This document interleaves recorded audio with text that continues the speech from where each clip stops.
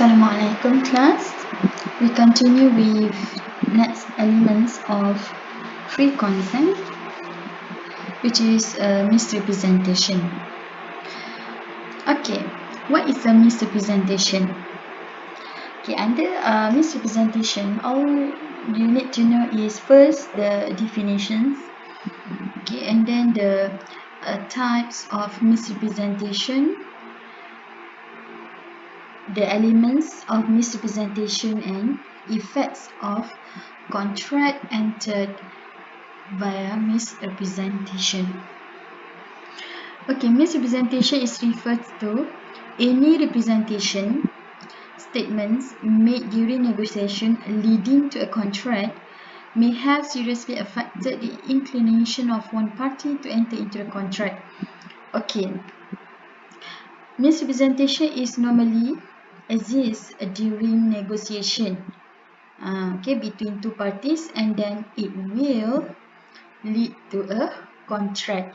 Okay, you must prove that the misrepresentation has induced you to enter into contract. If the representation is false, the party misled cannot claim damages for breach of contract since the representation made did not constitute a term of the contract. Okay, party misled here refer to innocent party. Okay, based on section 18 of the Contracts Act, okay, define misrepresentation to include 3 provisions. Okay, based on these provisions, section 18 subsection A, B and C, these are also known as types of misrepresentation. First, the positive assertions in a manner not warranted by the information of the person making it of that which is not true, though he believe it to be true. Okay, he here refer to the person who make the representation.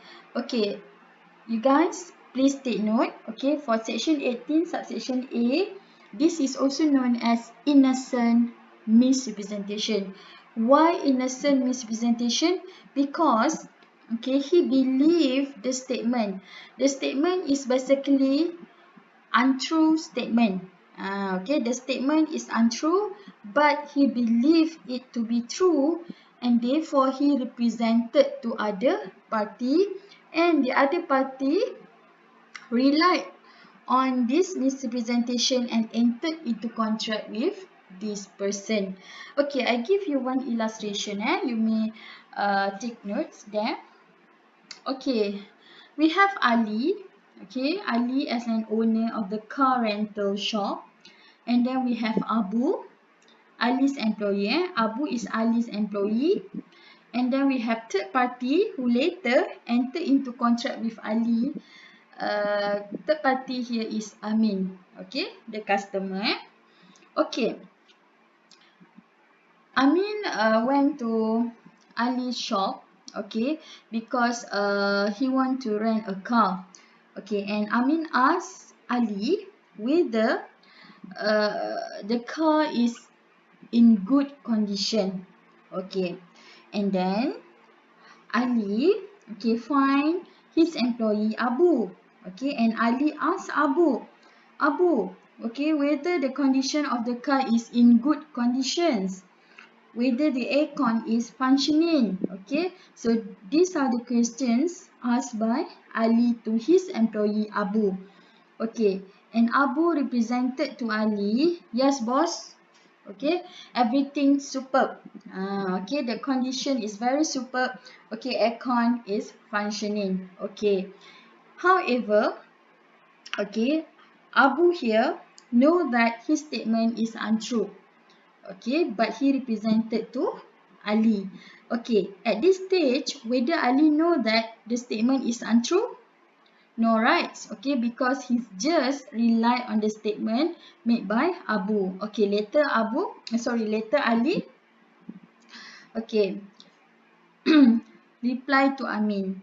Okay, Amin, okay, I have asked my employee and he said that the car is in good condition, in superb condition. Okay, so Amin become interested and he entered into contract with Ali. Okay, so he can rent the car. However, okay, later later Amin discovered that the car was not in good condition because the aircon is not working properly. Okay, so now in this situation, okay, who entered into the contract? Amin, right? Okay, Amin entered into the contract with Ali. Ali made a misrepresentation here. However, okay, Ali did not realize that the statement represented by him is untrue. Okay, so this is under innocent misrepresentation. Okay. Okay, under section 18, subsection B, any breach of duty which, without an intent to deceive, give advantage to the person committing it or anyone claiming under him by misleading another to his prejudice or to the prejudice of anyone claiming under him. Okay, so please highlight this. These words, without an intention to deceive. This is also called as negligent misrepresentation. Why negligent? Because without intention to deceive. Okay. An example of an illustration between a patient and doctor. Okay, so this patient asked the doctor whether there is any complication after I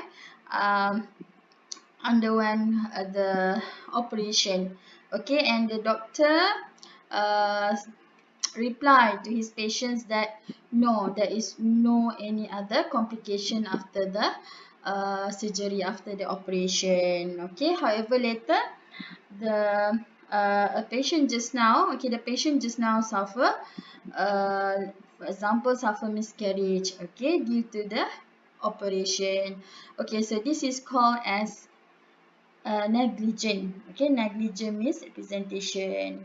Okay, and then third one under section 18 subsection C, causing however innocently a party to an agreement to make a mistake as to the substance of the thing which is the subject of the agreement.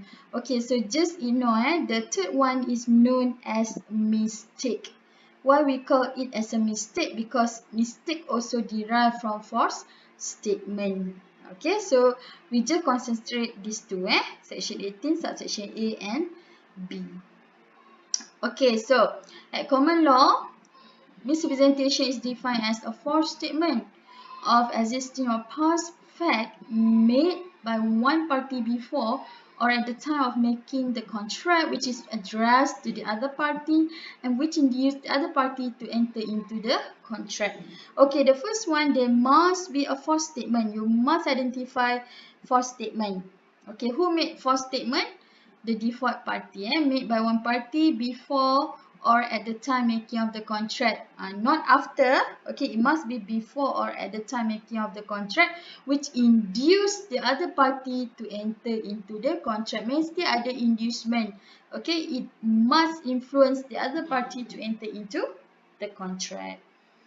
Okay, under English law, there are three categories. Okay, as I discussed just now, innocent misrepresentation, okay, negligent misrepresentation, and fraudulent misrepresentation. Fraudulent is equal to fraud. Okay, penipuan. Okay, now proceed with the elements. Okay, the first elements of misrepresentation. Okay, first, there must be a false representation. If there is a true representation, true fact, so it is not misrepresentation. So there must be some positive statement or some conduct from which a statement can be implied. Okay, so it cannot be the true facts of the statement. It must be false statement. Okay, next, the representation must be one of the fact. Okay, it must be a fact. Okay, statement must be a fact, not expressions of opinion. Okay, for example, just now the illustration between Ali and Amin, right? Okay, Amin asked Ali whether the car is in good condition or not, right? Okay, let's say Ali respond to Amin, I think that yes, the car is in good condition. Okay, so this is not the fact, not the statement of fact, but only an opinion by Ali. Okay, as for example, you may refer to the case of Bisset against Wilkinson's. Okay, in this case, basically the statement itself was merely an honest opinion. Okay, not the facts. Okay, because it stated here that he estimated the land would carry 2,000 ships. Okay, so he just made an estimation there. Okay, only giving his opinion. Okay, next. The statement was addressed to the party which acted upon it. Okay. So the statement must be addressed to the other party who then entered into contract with him. Okay, so if you recall the illustration just now, okay, the statement must address to Amin, okay, the third party who later entered into contract with Ali. Okay, and the last element is the representation must induce the contract. So it must conclude the contract, okay, based on section 19. Okay, if there is no contract entered into after the misrepresentation was made, then the contract is not voidable.